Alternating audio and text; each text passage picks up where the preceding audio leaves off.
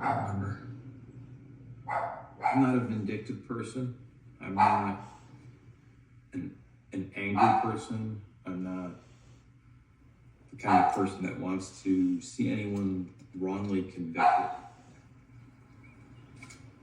If you're asking me about reasonable doubt, I would say I've had my own questions. Really? I've had my own, I don't even want to go so far as to say doubts. I don't know.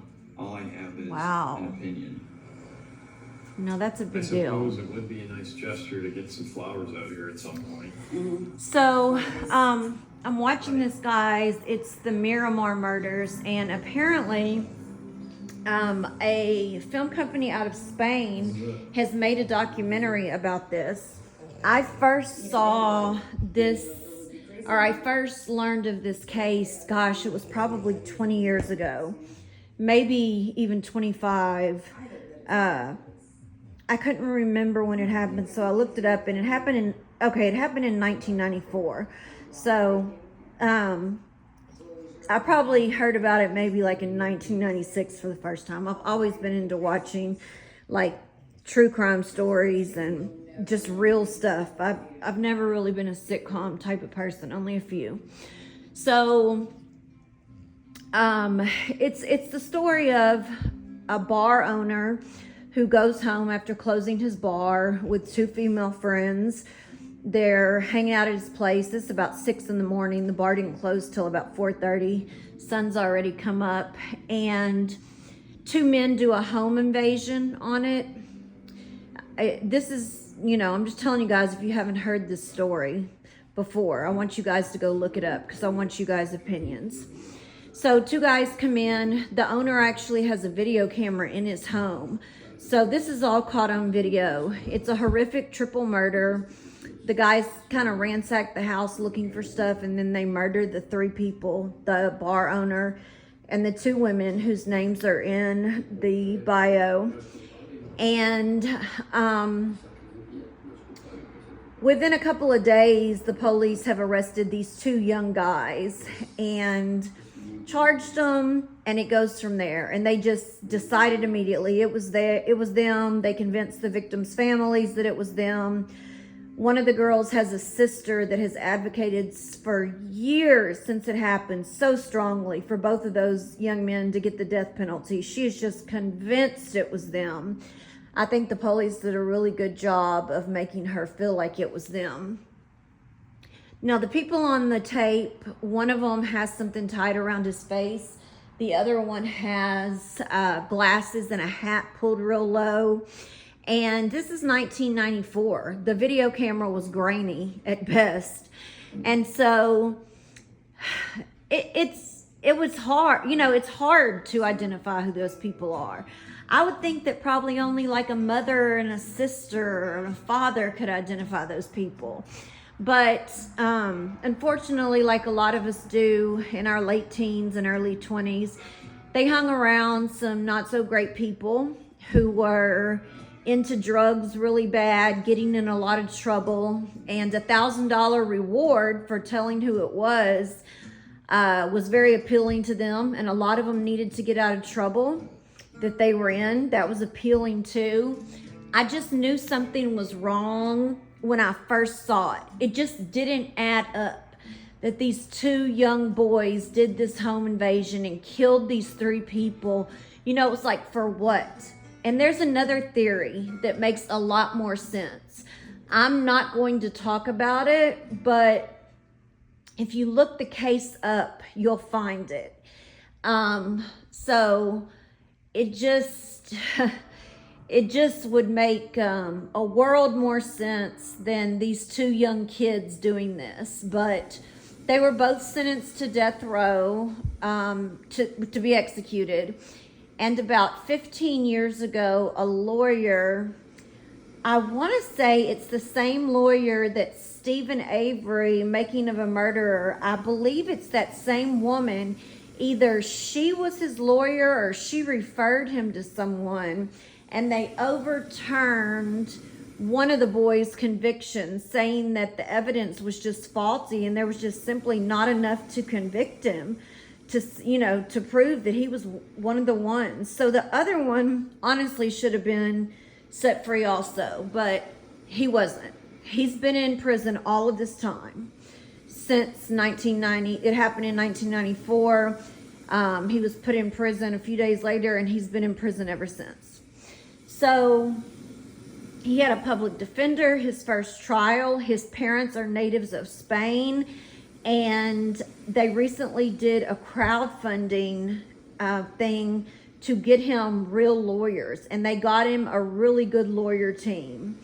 And when they did that, they finally got him a new trial. They were able to declare that he got a mistrial the first time. So he went through the whole thing, and I really brought this up to once again talk about how corrupt these judges can be and how they get away with it. His wife, who at the time was his girlfriend, says that night there's no way that he was at the crime scene because he was with her. They were kind of freshly dating, and her sister says she remembers him being there at the house with her sister, and she remembers having a conversation with him. Well, when they found him guilty again, they went to the phase of, is it going to be life in prison without parole or the death penalty? And they called his wife up to testify on his behalf, like character witness. And the judge calls the wife up to the bench, and you can hear everything he's saying on the documentary. And he tells her that she is not allowed to give her husband an alibi for that night, that she cannot tell the jury she disagrees with them, that she can only testify to her husband's character. His attorneys told the judge multiple times that he was acting corrupt, but the judge, he refused to step down from the case. And what the defense lawyer said was true. He was acting like another prosecutor. And so actually he was reprimanded by the Florida Supreme Court shortly after that case. And he was, I don't know if he was removed permanently from being a judge, but he definitely was removed for a while. And hopefully at some point that will be grounds for a new trial again for Mr. Pablo Ibar. I just, I want to know what you guys think. I want you guys to go look it up, read everything, look at it, about it. Make sure you don't just look at one side. Don't look at just the victim's family side, because they're very angry, as you can imagine, as they should be. But they have allowed the police to convince them that there's just nobody else it could be. Because the police don't want to admit that they really didn't do their job and look like they should, and it could have been somebody else. But the man you just heard say that he has his own doubts, I mean, I was blown away, because that is one of the women that was killed. That's her son. And I was just very surprised about that, because he was pretty steadfast this whole time that he just knew for sure it was them. But this isn't taking anything away from the victims. We still have 100% respect and sorrow for the victims, and pray they're resting in peace with God, and that their families may find as much peace on earth as is humanly possible with a situation like this. But ending a crime by putting innocent people in jail is simply committing another crime. It's not the answer. They will never have the peace they're looking for until, I don't know. I don't know exactly how I want to say it. I want to be really careful by what I say. But they'll never be at peace while the wrong people are in prison. And now there's only one person in prison because the other one was released. And if this one had had a decent attorney the first time around, he probably would have never went. But just check it out when you get a chance. Let me know what you guys think. I really want to know kind of what the public in general thinks, because I've always always felt bad for these two young men's families. Of course, I felt absolutely horrible for the 3 people that were killed's family. But you can go online. The tape is on there of what happened. They blur out the bad part, but you can see the rest of it. And just let me know what y'all think. All right, bye.